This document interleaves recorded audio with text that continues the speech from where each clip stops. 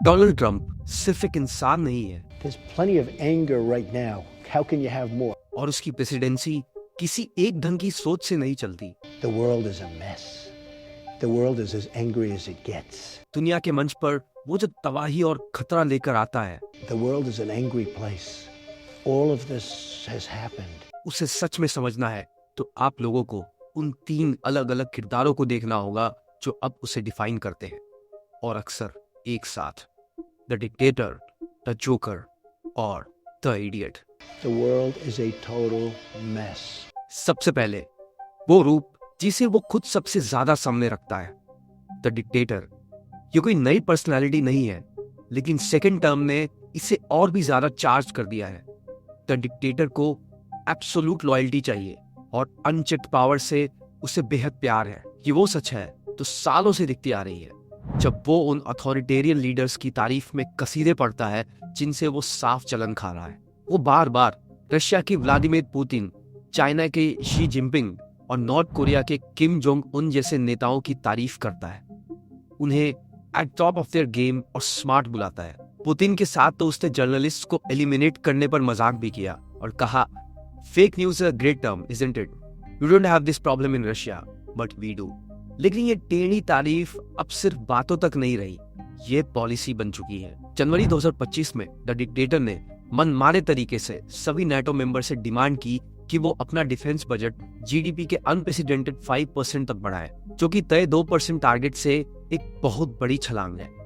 और उसने साफ कर दिया कि ये कोई सजेशन नहीं था, ये एक धमकी थी।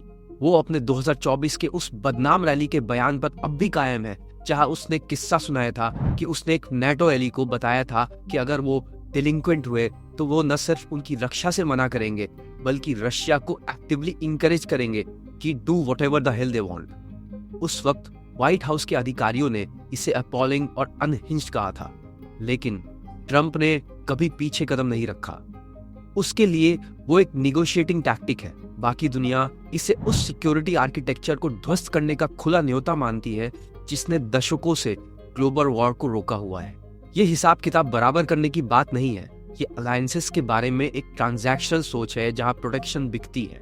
इससे भी बड़ी बात, ये दिखाता है कोर बिलीफ कि म्यूचुअल डिफेंस बेवकूफों का काम है और सिर्फ रॉ यूनिलैटरल पावर मायने रखती है।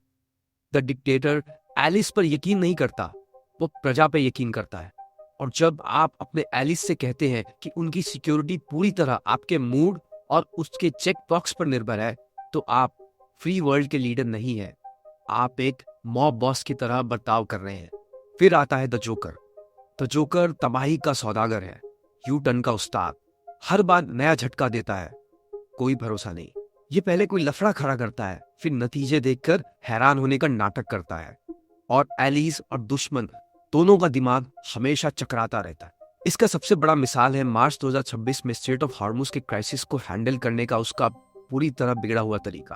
पहले जब ईरान के साथ टेंशन बढ़ी तो ट्रंप ने नेटो एली से डिमांड की कि वे उस वाइटल वाटरवे को फिर से खोलने में मदद के लिए जहाज भेजे। उसने उनके मना करने को फूलिश मिस्टेक और अलायंस के लिए ग्रेट टेस्ट बताया और नेटो को वेरी बैड फ्यूचर की धमकी दी अगर वो नहीं माने। उसने ब्रिटिश प्राइम मिनिस्टर कियर स्टारमर को पब्लिकली शर्मिंदा किया और शिकायत की कि जिन यूएस ने सालों तक प्रोटेक्ट किया वो एलीज एहसान तक नहीं चुका सकते। लेकिन फिर कुछ ही दिनों के बाद द जोकर सामने आया। मदद मांगने के बाद उसने अचानक ऐलान किया, we don't need any help actually. उसने जोर देकर कहा कि यूएस अकेले ही सब संभाल सकता है और यहाँ तक सवाल उठाया कि अमेरिका को वहां होना भी चाहिए या नहीं। वो अबाउट 7 कंपनीज की कोलिशन मांगने से लेकर अमेरिका की अकेले की ताकत पर डींगे हाँकने तक कुछ ही दिनों में आ गया। ये स्ट्रैटेजिक एम्बिग्यूटी नहीं है, ये पॉलिटिकल विप्लैश है। यही है द जोकर का काम। पहले कॉन्फ्लिक्ट शुरू करके लफड़ा खड़ा करो, फिर लॉयल्टी मांगकर उसे बढ़ाओ और फिर प्रिटेंड करो कि उससे कभी मदद की जरूरत ही नहीं थी। ये अटपटा बर्ताव ताकत नहीं दिखाता, ये अस्थिरता दिखाता है। यूनाइटेड स्टेट्स को एक ऐसा पार्टनर बनाता है जिस पर कोई भरोसा नहीं कर सकता। ये तबाही ग्लोबल ट्रेड तक भी फैली है। उसकी प्रेसिडेंसी टैरिफ्स और धमकियों की लहरों से भरी है, जिसने जबरदस्त अनसर्टेनिटी पैदा की है। वो कनाडा को टैरिफ्स की धमकी देता है, डेनमार्क पर ग्रीनलैंड को बेचने का दबाव बनाता है और फिर उसी नॉर्थ अमेरिकन ट्रेड एग्रीमेंट का मजाक उड़ाता है जिसे वो कभी सबसे बेहतरीन बताता था। एलिस भागते दौड़ते रहते हैं, सोचते हैं कि रूल्स बेस्ड ऑर्डर अब बचा भी है या नहीं।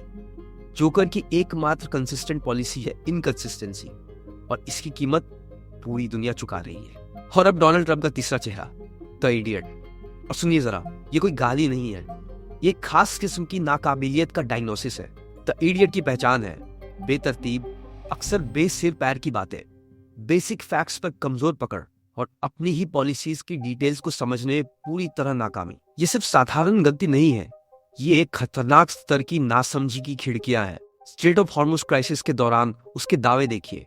वो टोटल विक्ट्री के बड़े बड़े ऐलान करता था। एक दिन कहा कि डेसिमेटेड ईरान मिलिट्री, यहां तक कि बोला their navy is gone, their air force is gone. एक और मौके पर दावा किया कि destroyed 100% of Iran military capability. ये सारी डींगे तुरंत जमीनी हकीकत ने झुठला दी, जहां कन्फ्लिक्ट जारी था। और खुद उसके बाद के बयानों ने भी। एक दिन वॉर को वेरी कंप्लीट प्रेटी मच बताता है और फिर कहता है कि मिलिट्री ऑपरेशंस तब तक नहीं रुकेंगे जब तक अनकंडीशनल सरेंडर नहीं हो जाता। या फिर उसका सिग्नेचर इशू देखिए, बॉर्डर वॉल। वो बार बार इसके जल्द पूरा होने का वादा करता है, लेकिन उन बड़े बड़े ऐलानों के पीछे है एक लॉजिस्टिकल फैंटेसी। रिपोर्ट्स बार बार दिखाती है कि कंस्ट्रक्शन बहुत धीरे स्तर पे हो रहा है। उसके खुद के वादों को पूरा करने के लिए जितनी रफ्तार होनी चाहिए उससे कहीं धीमे रेट पर। द इडियट बड़े सिंपलिस्टिक दावे करता है जिन्हें उनकी अपनी सरकार एग्जीक्यूट ही नहीं कर सकती, और ये दिखाता है रियलिटी से पूरी तरह कटाव। यही वो पर्सनालिटी है जो अपनी अनमैच्ड विस्डम पर डींगे हाँकती है और साथ ही उसकी पूरी कमी दिखाती है। यही वो ट्रंप है जो अपनी धमकियों को जस्टिफाई करने के लिए वर्ल्ड लीडर्स के साथ बातचीत की काल्पनिक कहानियां गढ़ता है। वो ट्रंप जो अपनी इंटेलिजेंस एजेंसीज के असेसमेंट से ज्यादा अपने खुद के फैंटास्टिकल दावों पर यकीन रखता है। ये एक ऐसा इंसान है जो दुनिया की कॉम्प्लेक्सिटी से जेन्युइनली बौखलाया हुआ है और जिसका जवाब है सिंपलिस्टिक, अक्सर इडियोटिक फैंटेसीज में खो जाना। जब पृथ्वी की सबसे शक्तिशाली नेशन का लीडर गहरी नासमझी से काम कर रहा हो तो हर फैसला ग्लोबल सिक्योरिटी के साथ जुआ बन जाता है। तो आखिर डोनाल्ड ट्रंप है कौन? वो द डिक्टेटर है जिसे डेमोक्रेटिक अलायंस का ख्याल ही नापसंद है और जो एब्सोल्यूट पावर का सपना देखता है। वो द जोकर है जिसकी तबाही भरी सनक और सांस रोक देने वाले पाखंड ने अमेरिका की साख मिट्टी में मिला दी है और पूरे ग्लोबल ऑर्डर को उथल पुथल में डाल दिया है। और वो द इडियट है जिसकी चौंकाने वाली नासमझी और रियलिटी से कटाव उसे डेंजरसली अनप्रेडिक्टेबल बना देता है।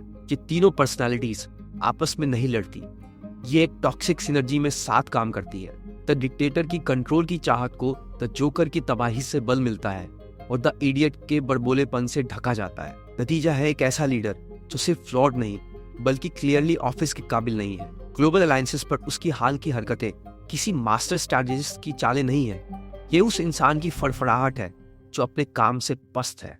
जैसा उसने खुद कहा जब वो नेटो की बुनियाद को ही धमकी दे रहा था, उसकी हरकतें certainly something that we should think about है। फाइनली नेटो के प्रति उसका ये कोट वर्थ मेंशनिंग है, I have long said that I wonder whether or not NATO would ever be there for us. अगर आपको वीडियो अच्छा लगा हो तो कृपया हमारे चैनल को सब्सक्राइब कीजिए, वीडियो को लाइक कीजिए और हमारे कमेंट सेक्शन में बताइए आप डोनाल्ड ट्रंप के बारे में क्या सोचते हैं और आपको क्या लगता है इन तीनों में से वो कौन से किरदार को सबसे अच्छे से निभा रहा है। जल्दी मिलेंगे अगले वीडियो में, तब तक के लिए पीस आउट।